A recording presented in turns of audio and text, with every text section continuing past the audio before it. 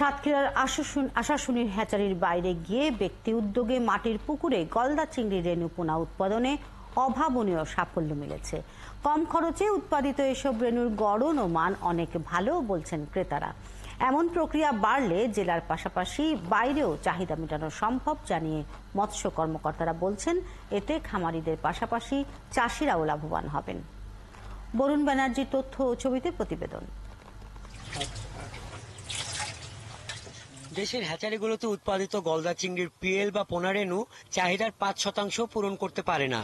সাতক্ষীরার আশাশুনিতে ৭০ একর জমিতে ব্যক্তি উদ্যোগে তৈরি মাটির পুকুরে দীর্ঘদিনের চেষ্টার পর উৎপাদন হয়েছে দেশি মাদার গলদা চিংড়ি থেকে পোনা রেণু। প্রাকৃতিক পরিবেশ, নগদের কাছে সব গ্রাহকই প্রিয়, তাই তো সারা দেশে ক্যাশ আউট চার্জ সবচেয়ে কম। উৎপাদিত এসব রেণুর মান ও গড়ন ভালো, দামও কম। হ্যাচারির পিএল ঘেরে ছাড়লে অনেক সময় মাটির স্পর্শ পেলেই মারা যায়। আর চোরাই পথে আসা পোনা রেণুর মান ভালো না হলেও বাধ্য হয়ে কিনতে হতো বলছেন জেলা ও জেলার বাইরে থেকে আসা ক্রেতারা। মাটির পুকুরে গলদা রেণু উৎপাদন এই এলাকায় এই প্রথম।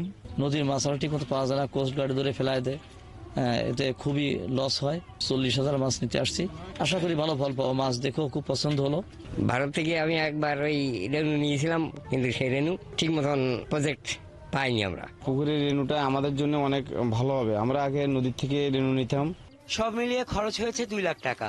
পুকুরে 10 লাখের বেশি গলদা পোনা রেণু উৎপাদন হয়েছে, বিক্রি হয়েছে লাখেরও বেশি পিএল। আর এই পিএলটা নদীর পিএলের থেকে কোনো অংশে গুণগত মানে কম নয়, হয়তো আরো ভালো, নদীর থেকেও ভালো দেখা যাচ্ছে এর গতিবিধি।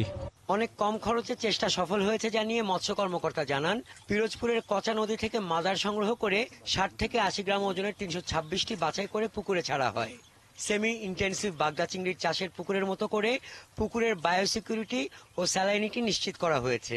কয়রা, পাইকগাছা এই যে অঞ্চলটাতে এই ধরনের পানির বৈশিষ্ট্য রয়েছে, এই এলাকাগুলোতে আমরা পরিকল্পিতভাবে আধুনিক পদ্ধতি ব্যবহার করে যদি আমরা গলদার ব্রুড মজুত করতে পারি এবং সেইটাকে আমরা যদি নার্সিং করতে পারি, তাহলে আমাদের এই গলদার পিএল এর যে সারা দেশে সংকট রয়েছে, এটা আমরা অতি দ্রুতই কাটিয়ে উঠতে পারবো।